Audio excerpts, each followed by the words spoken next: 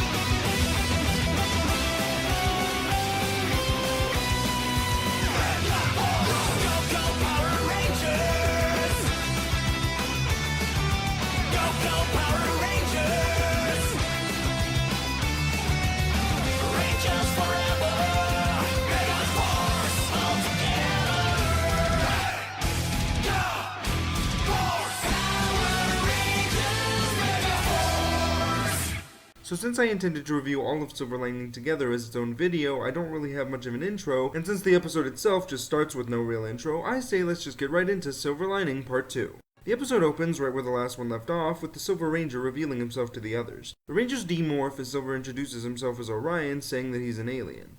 I come from the planet Andrasia. Planet? You mean you're an extraterrestrial? That is correct. Cool. What brought you to Earth? My world was destroyed by the Armada. My planet, Andrasia, was much like your Earth. It was filled with plants and animals, and rich with precious metals and minerals. My family lived in a small village, and I worked as a miner in the quarry nearby. The day was almost over, and I was looking forward to going out with my friends. Oh, so close. Nice. Let's call it a day, boys. But then, it happened. Hey, I've seen this one, and did Fear Cat show up and blow up the mine with people still inside? Wait, no, that was the other Power Ranger who came from another planet and also wore silver. Sorry, proceed.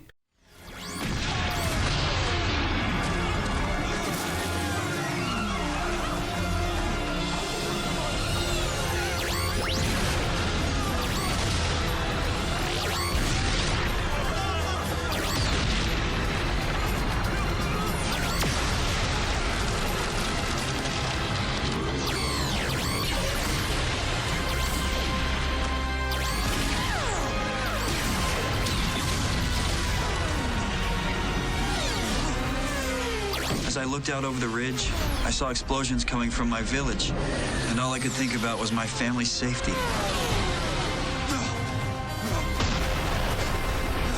I ran home as fast as I could, all the time hearing the explosions over the ridge.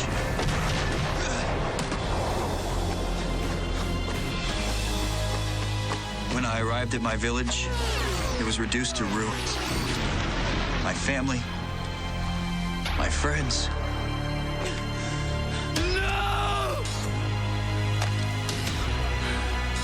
Everyone and everything was gone.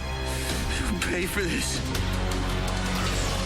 The Rangers decide to take Orion to meet Gosei, who says he thought the Silver Ranger key was destroyed along with Andrasia. Orion explains that over a week before the invasion, he found the Silver Ranger morpher and key encased in crystal. While keeping his discovery a secret, Orion says that when he held the two items together, he felt the past 6 Rangers calling out to him, but would never put the two together in fear of what might happen. After the Armada invaded his planet, however, Orion decided that he had nothing left to lose and put the key in the morpher, transforming into the Silver Ranger, but it was too late to save the planet. Finding himself completely alone, Orion took to living off the land and training himself until he was ready to use the Silver Ranger powers to stop the Armada. One day while training, Orion noticed some Armada ships scouting the deserted planet and took one of them down, repairing the ship and making his way to Earth. Noah asks if he can see Orion's spaceship, but Gosei says they need to show him a few things, so the Rangers head back into town, showing Orion how to get to the command center before deciding to take him to the mall. At the mall, Troy, Jake, and Noah are hanging out at Ernie's as the girls put Orion through a makeover montage. Meanwhile, in space, Picard is sulking because his plan last episode failed to eliminate the Rangers, so Damaris says to let him rest, saying the villains could do better without him. At that point, Commander Oz again arrives arrives and Damaris says there's a new ranger who X-Borgs say comes from another planet the Armada conquered before ordering Asagane to destroy him. Back at the mall, Orion decides on his look for the rest of the season as the Rangers are called in to deal with the attacking Asagane. The Rangers arrive on the scene and begin taking on a squad of X-Borgs. During the fight, Orion helps out the Rangers individually before the team comes together to finish them off. The Rangers go Samurai and show Orion how to activate Legendary mode, which he does by morphing into Samurai Gold. Together the team strikes down the Bruisers and change back into Super Mega mode where Orion finishes off Asagane. Levira causes Asagane and the Bruisers to grow as Tensu notices 3 6th Ranger keys powering up at the command center.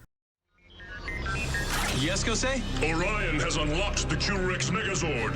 You can give him the keys. You gotta, Gosei. All right. Orion, what's up? This. You've unlocked the Q-Rex Megazord. Wait, are you serious? The Q-Rex is coming back? That's so cool! The Q-Rex is one of the most powerful Megazords ever. And not only that, but Orion also gets to use the powers of arguably the 3 coolest 6 Rangers of all time. That's awesome! I can't wait to see the Q-Rex again.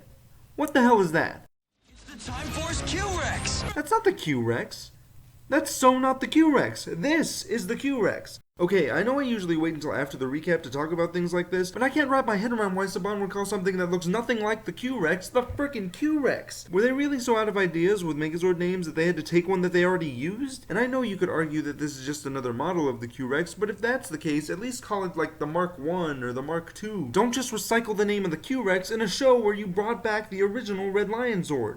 Outside of the name, I actually think this Megazord is pretty cool, and Orion uses its 3 forms to win the fight against the Bruisers and Asagane. After the fight, the Rangers head to Ernie's and talk about how awesome Orion was, but Troy says he needs to know that they are a team and that this isn't just a personal vendetta. Ernie introduces the group to Orion, and the episode ends with the Rangers making plans with Orion, who says he's going to be here for a while. This episode is so much better than Silver Lining Part 1, but is also a pretty good companion piece to that episode. While not a lot happens in this episode, it is a lot more tightly written and has better focus. While I joked about the similarities between Taizan and Orion's backstories, I actually really like the flashback segments in this episode. The idea that Orion is the last person on a planet conquered by the Armada is fairly dark and original, and Cameron Jibo's performance has a surprising amount of emotion in it. We are also introduced to the Silver Ranger Morpher, which I'm not a fan of. As with the Gosei Morphers, it just seems too bulky, and it's kinda weird because it has to be big enough to scan the Ranger keys without them flipping out. Also, am I the only one who's thrown off by how it's the Silver Ranger's 2nd episode and we still haven't seen a morphing sequence from the guy? And since I didn't talk about it last time, I do really like the Super Silver Spear. Since it's a bow staff-like weapon, it gives Orion a fighting style similar to Keelik from Soul Calibur 2, making his fight scenes really fun to watch. However, it has a similar problem to the not Q-Rex in that it's called a spear but is so obviously a trident. But I can forgive that since Super Silver Spear at least rolls off the tongue better. Now I know I've already said my problem with calling the Silver Ranger Megazord the Q-Rex, but I would now like to read off a list of names that I came up with that would be so much better than the Q-Rex. The Q-Rex Dragon Zord, the Dino Rex Megazord, the Dragon Rex Megazord, the Triceratosaur Zord, the Triforce Megazord, and the Super Silver Saurus Megazord.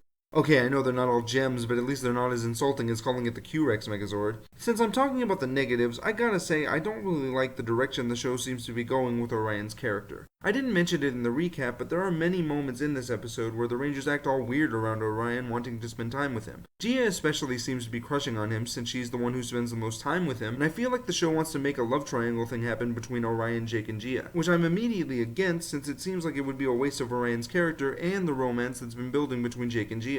The show also tries to set up a character arc for Orion where he feels he must do everything by himself if he wants revenge against the Armada. I think that's what the fight with the X-Borgs was supposed to illustrate, but since only Noah and Troy seem to be the only ones who pick up on it, it makes Troy's line about Orion needing to learn that they are a team feel like it comes out of nowhere. Lastly, I would like to talk about my theory about the Silver Ranger powers since we don't really get an explanation as to where they come from. I think that the Super Mega powers actually originated on Andresia and that Gosei actually found the original 5 keys and took them back to Earth where he used them as the basis for the Megaforce powers so that the humans could use them. That would explain why the Rangers most of the time are morphed when they go into Super Mega mode and why Orion can just morph into Silver since Andresians most likely have a completely different biology. Gosei could have also used the Super Mega keys as a basis for all the other Ranger keys, which would explain why Orion didn't know how to use them when he got to Earth. I know I could be totally wrong about that and overthinking things, but hey, you guys know how much I like to speculate. Overall, despite my complaints about certain things, this episode is actually pretty good. The story is simple enough to keep the exposition from feeling overbearing, and the episode is structured in such a way that not only does it complement Silver Lining Part 1, but it makes the entire two-parter worth watching. I'm Nick, aka IronMan1993, and may the power protect you.